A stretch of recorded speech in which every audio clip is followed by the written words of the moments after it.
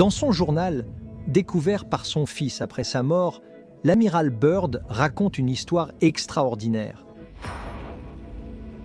Ayant entendu parler d'une entrée vers le centre de la Terre par le pôle Sud, l'amiral Byrd a pris des avions vers le Sud, sous le pôle Sud. En survolant le pôle, il a découvert, à sa grande surprise, des choses qui ne devraient pas être là. Je veux dire, c'était tempéré. Son escadron a volé au sein de la Terre, pénétrant la Terre.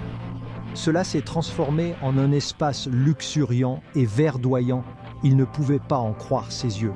Mais ce n'était que le début de son histoire extraordinaire. Il raconte que tout à coup, il commence à voir une ville arc-en-ciel scintillante en cristal. Son avion est pris en charge quand il voit soudain ces objets volants discoïdes qui le mènent au sol.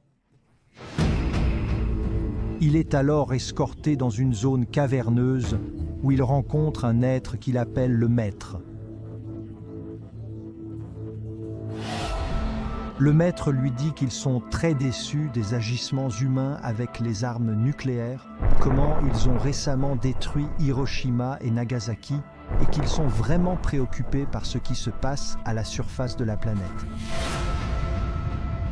Ils disent à l'amiral Byrd qu'ils espèrent que l'humanité finira par arrêter cela.